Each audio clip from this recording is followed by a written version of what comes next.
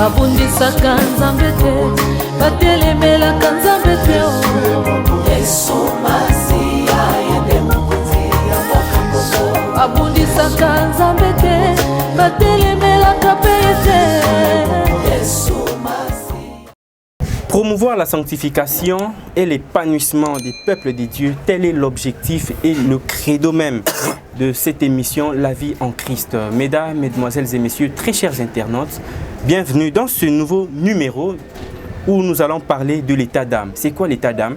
Toyo kaka concept wana un peu vulgairement partout ici kaka état d'âme, état d'âme, état d'âme. Mais qu'est-ce que cela veut dire? Alors, c'est au moins la thématique qui sera abordée aujourd'hui. Pour cela, je reçois le général Bikamo, Boyebiye, à l'écart déjà souvent.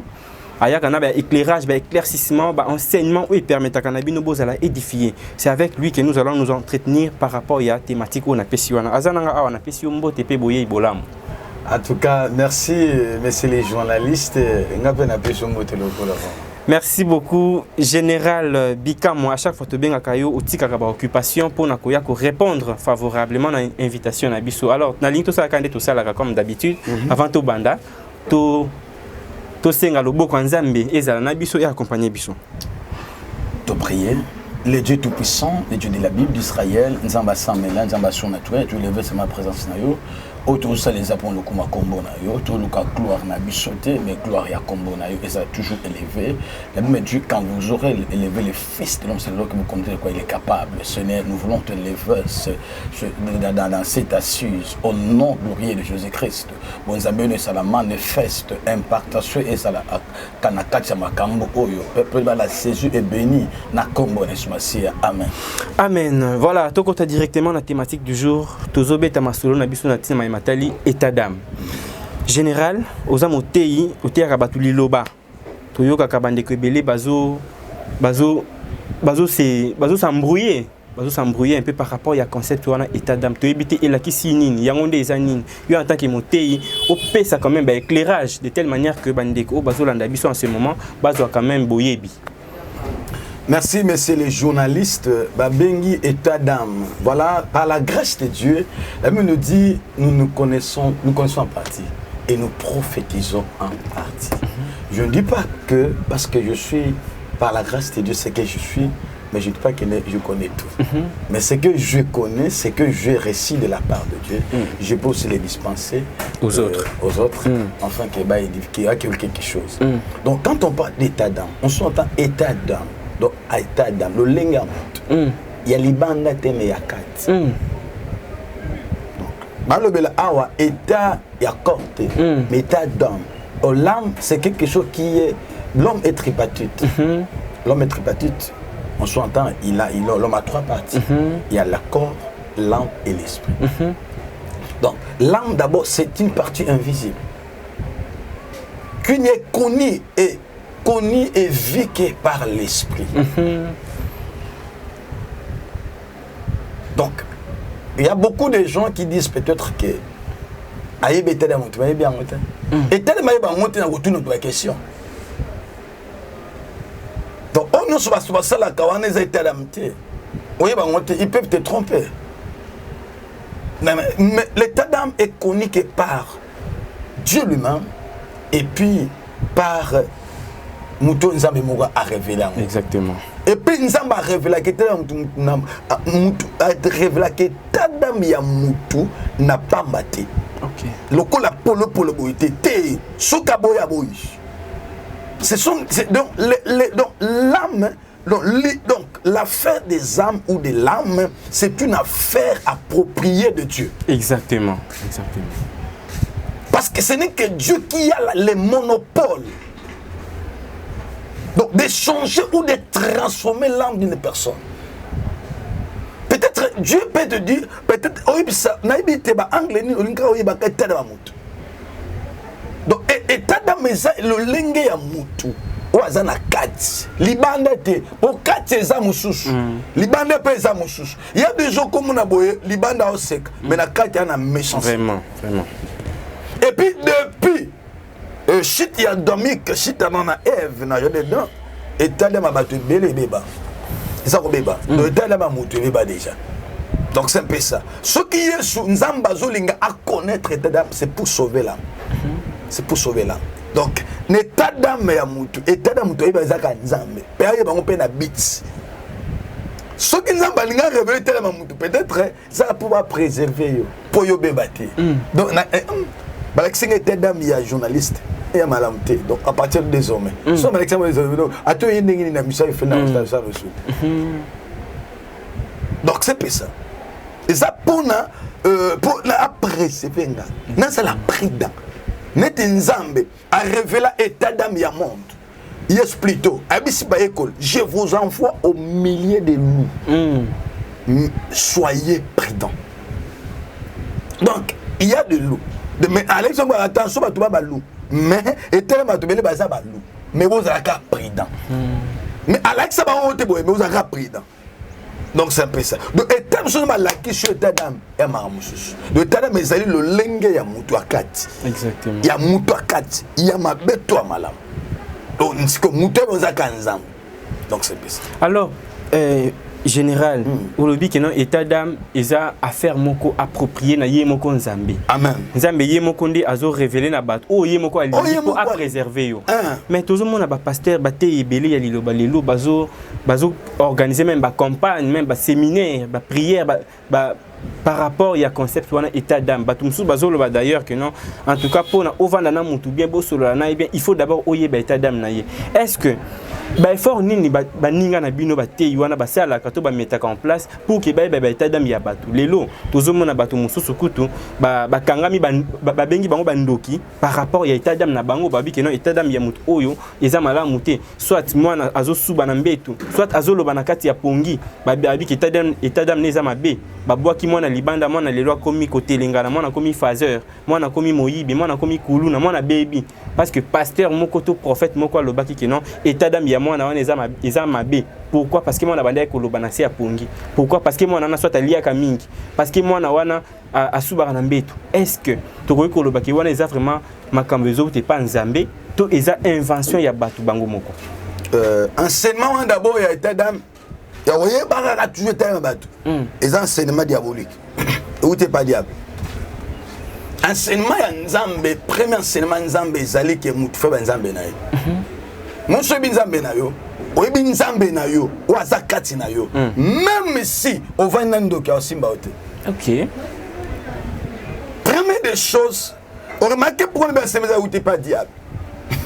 Ba tutu ba yo beta de ma famille na ba ki ma famille. Ba kabwa na famille. Ba benga ka bandoki. Oh gondoki. Oh ndoki. Oh ndoki. Oh suko va nana. Vraiment.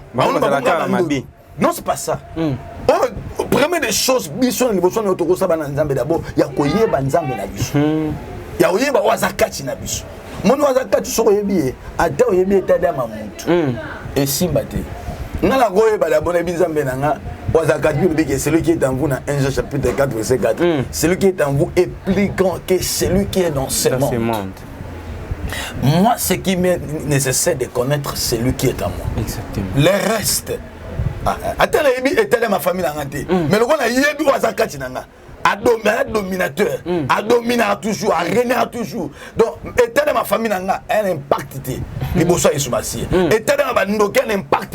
Il bosse à Isoumassi. Parce que Wazakati n'a plus fort. Il est plus fort, il est plus grand que celui qui opère dans ce monde. Donc, vous voyez, c'est-à-dire que les hommes, ça m'a remarqué, et même père abattu, et même père, et même division, et même conflit. Oh, t'es naïf, il faut que ma famille, maman, papa, ma papa.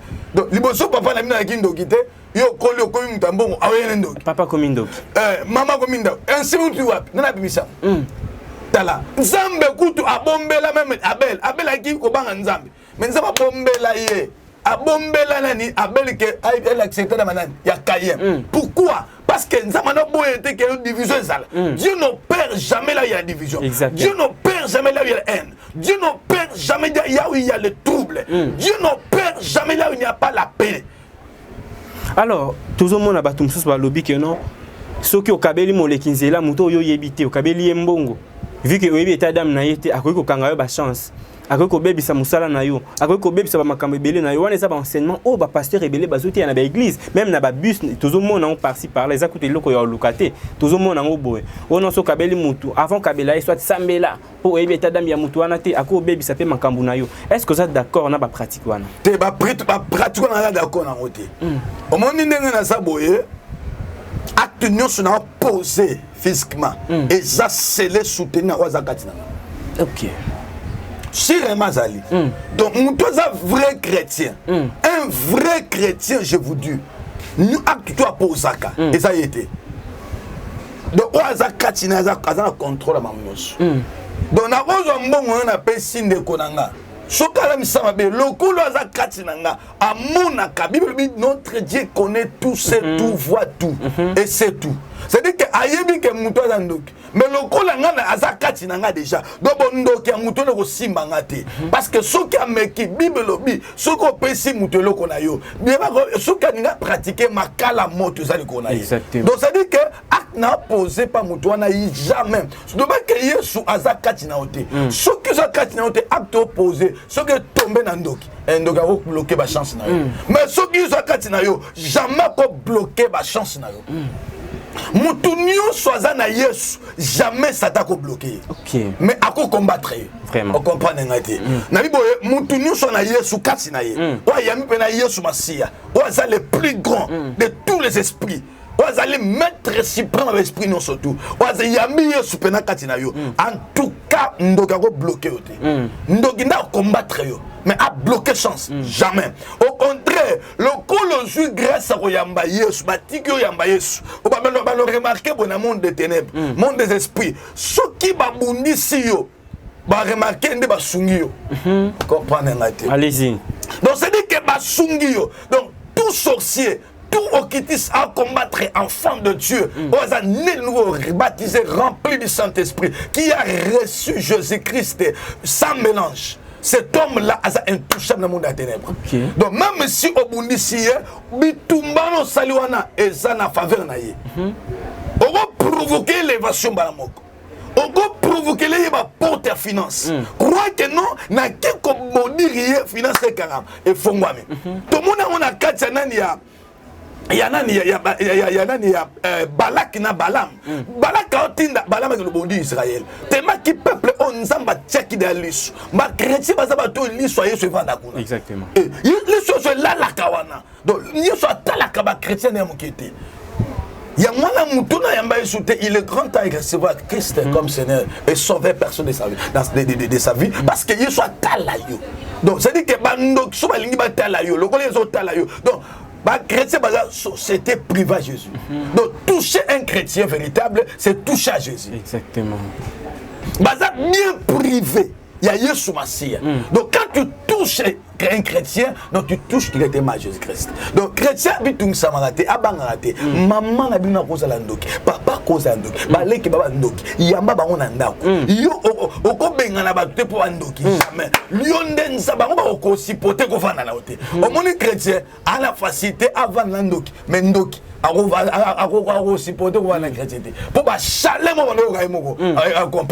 Est-ce que général osa d'accord nanga que les lots bane belé ba koma ba phaseur ba vina bango beba boy suite ya état d'âme o ba pasteur ba loba na kati ya église les lots ba bima libanda ba vie kabwana ba bazana ba conflit bazana ba problème énorme suite ya état d'âme osa d'accord. Mais là d'accord nango et puis na lingango pe lo lingango te bon il y a des gens ba côté la profondeur bazana voyance clairvoyance te au monde mo ba ki bona débit que monde état d'âme et ça monde affaire nzam pour nzamba na clairvoyance merci Saint-Esprit nzamba na clairvoyance nzamba dit ko détecter avec des précisions que oh amtoabe mon oh amala mais et puis na quatre il y a difficulté nzamba il n'y a pas le tâtonnement. Mais na quatre ça tu peux tâtonner. Tu peux être pasteur mais tu tâtonnes.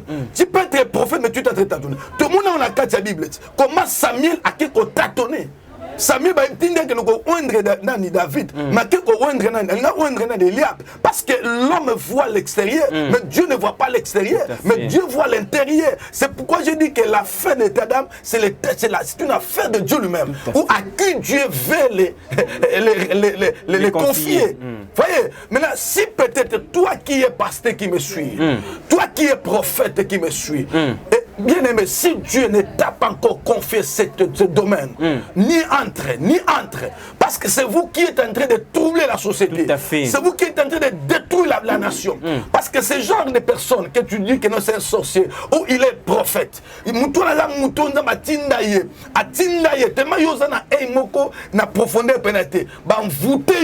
y a des pasteurs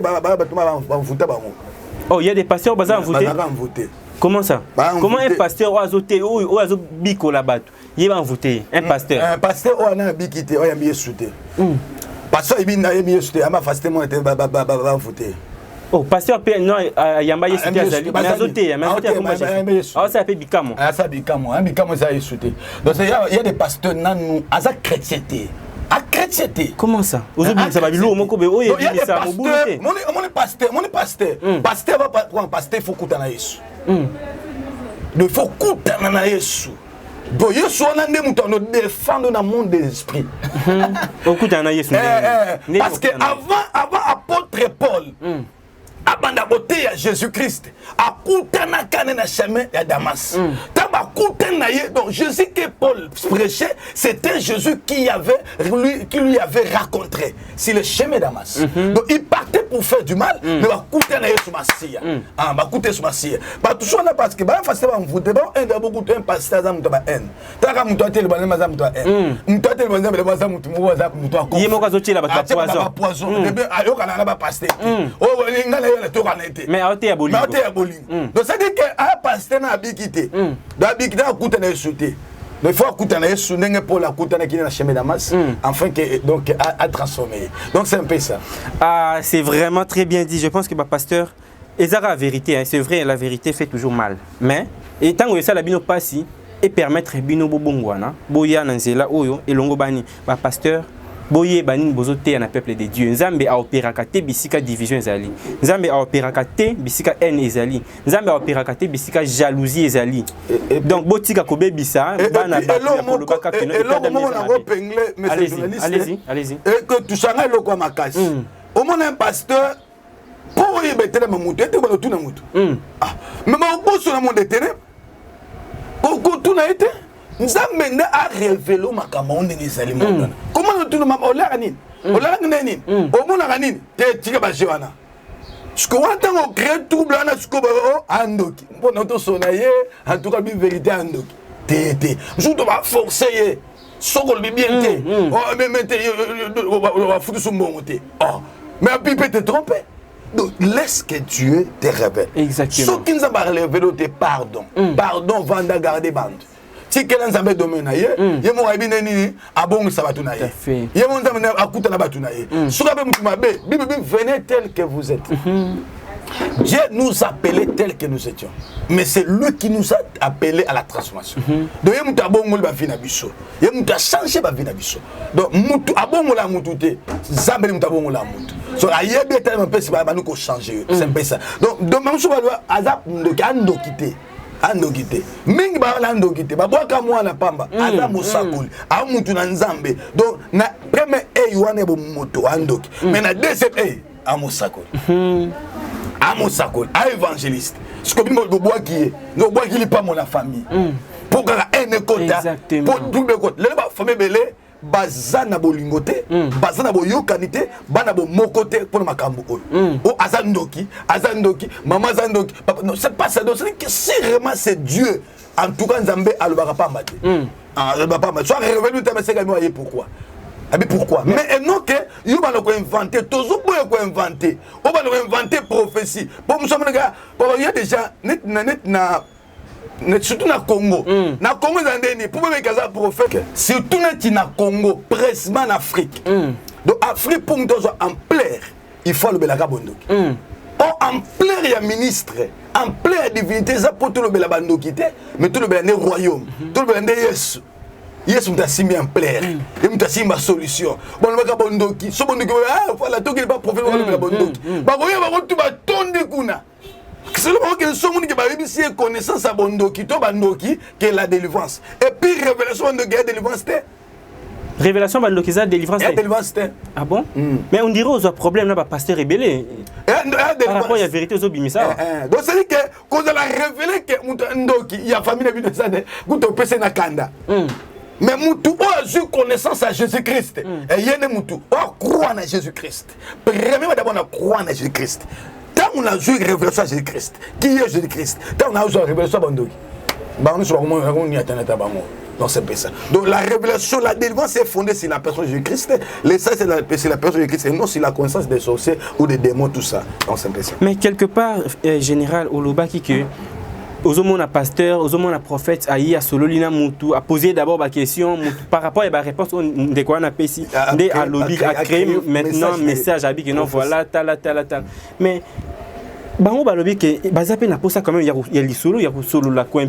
Poser ma question pas ndeko comme ça il y a le coloqué na oza malade que kokuta na munganga va peso mbama qui cité munganga il faut tout d'abord ma question ayeba comment ozo miyoka est-ce que sur base il y a ba plainte na yonde munganga komelo kisi c'est pareil avec les hommes de Dieu parce que babenga bino pe ba nganga nzambe surtout ko lo babongo wana pe zaka mabe pa na yo donc nyos bandeko no ba pasteur ba c'est zaka mabe question réponse on est faux dans la ligne prophétique nzambe fa bisao tout na ye Putain, on a un contrôle prophétique. À chapitre. Donc, mon toujours, ce que tout n'est qu'à bon moment à tromper. À tromper. La plupart n'a pas vrai prophète. Bah, vous bah sanzambe, bah sanzambe ou solo, à redétecter ana un vrai pasteur, un vrai prophète, ana spirituel. Ok, on zambé mon capé. Yemo konzamba pesi na ajongwe pa na famille. Donc yemo konzamba pesi quand on a tel boy. A ko sana. Donc eko donc que to ko ta de lo est prophétique. Babi msope na bo. Wa lo ba vrai, c'est dit que ndenga moko na ba kamona tangu Yesu akutana kina mwaswana. Il y a pas toute la question Yesu anika ke biloko mbala. Aniki pe ndonga boyo. Oza pena oza la mwasi mbali mokote wana 5 mbali. Donc c'est du Yesu amona nyonso tout. Donc Yesu aza nzambe amona nyonso. Donc lorsqu'aza katina yo ba no dévoiler au makambo.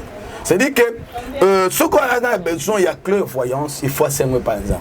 Nous avons appelé ça clairvoyance. Au monde est tout clair. Bon, le gars a besoin de au monde de d'âme. La place où il y a Yesu, pasteur il va poser à d'âme. N'a pas tout bandimpe qui d'âme. Mais besoin qui est Jésus dans la profondeur. Donc on a problème on a mis dans le christianisme. Donc ming bali ba d'âme, il y a tout. D'âme il y a famille nango, mais ba linga ko yeba qui est Jésus. Donc on a problème en Afrique, peu na carte ya Congo. Donc boye mananu Yesu. Ngana mona pambo ya yebi, ba saboli pona ye. Oh ba oli ayo. Ndoko na mona kaswa zandoki. Mais maman papa na bali aye. Bali aye akenda akufa. Donc togo lo bato bazoluka toujours ko yeba état d'âme, bato ba fonder ba matière na bango sur ba état d'âme. Pour rendre bandi faible.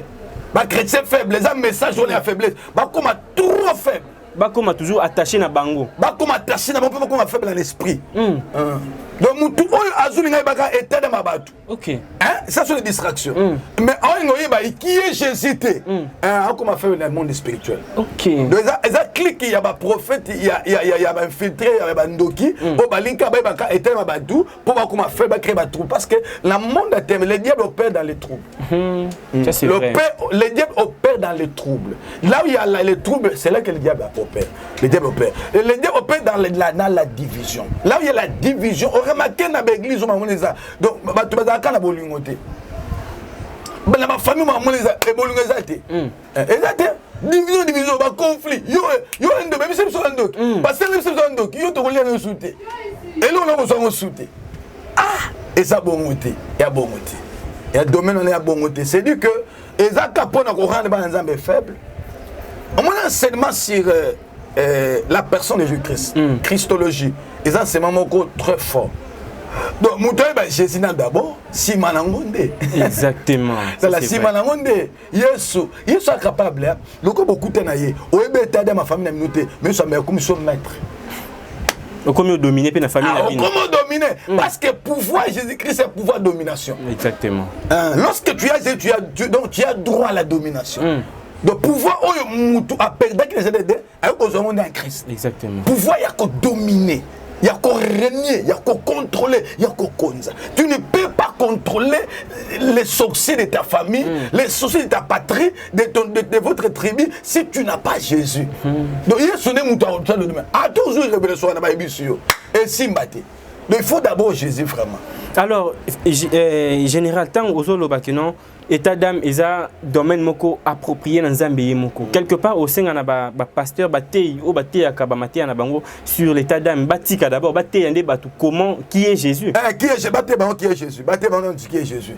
Donc batey bango vraiment profondeur à Jésus-Christ. Parce que mon temps est prédication à qui est Jésus, il y a Yesu Massi na profondeur. Donc on a facile longa état d'âme surtout. Même il y a milliers, même il y a pays. Dans la société, il y a des gens qui tistent, mais dès qu'il y a des gens qui état d'âme à Christ. Donc, état d'âme à Christ. Donc, état d'âme il y a ma famille, tout ça. État d'âme à Christ. Croire en état d'âme à Christ. Croire d'abord en Christ. Si Christ n'a pas paix, ça va pouvoir. Il y a aucun régner, Nicolas Marmonost. Donc, mon temps, qui est Jésus-Christ, en tout cas, soit qu'il y a la société, même si peut-être très bon de Géza, magie est allée à dominer. Mais ce qu'on a sauté, au banga, au dominer, au tika, tant qu'on peut pressoyer, au tika, habiter à droit, biscuit, comme des bélins à la soirée. N'a pas pas. Donc, chrétien, va koufa. Ah, maintenant, chrétien, esprit, on dominer. On a pouvoir dominer, on sort de dominer, on a koufa pas. Donc, c'est un peu ça. Donc, abangia koufa, tika, banane, comment va faire le confession continue la société plutôt pourquoi parce que pour l'ignorance donc chrétien to yeba chrétien mo bang ndoka bang ye pas bang et pourtant ndoka bang yo lingo bang ndoki donc to yeba ce qu'on a zana. Alors tant on lobby que Matthieu wana ya état d'âme ça juste pour na quoi affaiblir pour na ko bangisa bandimi alors système wana euta wapi ça simplement pour baluka ba s'enrichir. Tant au peuple de Dieu azobanga il y a directement s'aimer facilement yango bazobanga ici na ba Matthieu to eza système wana eza créé le monde à ténèbres. Donc misaka misala molili OK. Donc bimisango pena ko bimisango ko kunda misala Ève croix. Ko bimi donc ko bokunde kulusu bo misi Ève ya bondoki. Non. Mon Ève croix. Il y a un pouvoir de détruire l'union soit bondoki. Tout à fait. Bible dit le fils de Paris afin de détruire le diable. Donc il y a pour na ba vie na biso pour détruire misala. Il y a des œuvres au koye bangote mais à cause de Jésus-Christ c'est comme détruire. Tout à fait. N'est pas honte. N'est pas honte ba ça la famille na biso mais le kolo ngana za Yesu nanga. Ils ont son pouvoir, il y a un impact. En tout cas. Un impact. Alors, Tozo s'il ça déjà. Général, non, tu as au moins 3 minutes, non, tu as 3 minutes parce que nous avons senti que vous avez belé à Koloba, mais Ngonga, ils ont coincé Bisson Ngonga, c'est l'absolu défaut. Non, tu as 3 minutes, c'est résumé par rapport au thème du jour, tu as qui état d'âme, c'est résumé et puis au peut son numéro de téléphone, na adresse de l'église, caméra et Bolsonaro. Donc par rapport à Makamboteli état d'âme, en tout cas, Ezabi me lobby dans Moukana, Jérémie chapitre 17, verset 10, 9 à 10. Mutuaza na profondeur oyeba mambo état d'âme zanzan te mutazo futa ba tout ça ma état d'âme mutu zanzan donc domaine on a vraiment faut pas tirer on nzam mais ba tout bayeba d'abord ko yeba na état d'âme à Christ ya moto bandimela donc na bisa ba nzambe état d'âme ya oyeba état d'âme na kuta tu so bizanga général bisa na état d'âme mutu wana o sana oni pour yinaye na telle dimension de l'esprit à mutu wana et ça na c'est pour ceux qui le met peut-être à révéler les kamwana de awina mutuana donc te aye bana no Yesu Masia si manangwa longa makambo wana donc c'est ça. Numéro de téléphone, adresse église rapidement.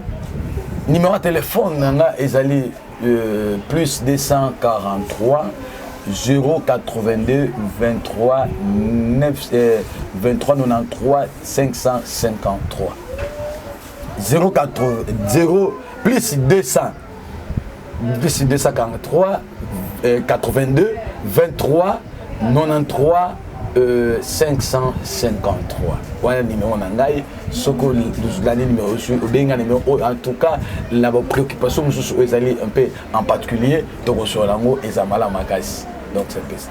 Adresse église. Adresse église ezali église na biso zwami na mukoso Mukoso 103 na commune ya Bumbu, non loin maison communale bisque zomana la communauté chrétienne la Pierre Maîtresse. Très bien, merci beaucoup Général Bikamoa pour notre intervention au PCI Awa. Mesdames et messieurs, c'en est fini pour aujourd'hui. Merci à vous de nous avoir suivis. Aimez, commentez, abonnez-vous et partagez. Envoyez-nous vos suggestions parce que Yango et Zawana pour nous permettre à Nabiso, tout ça, le rendez-vous est pris au prochain numéro. Au revoir.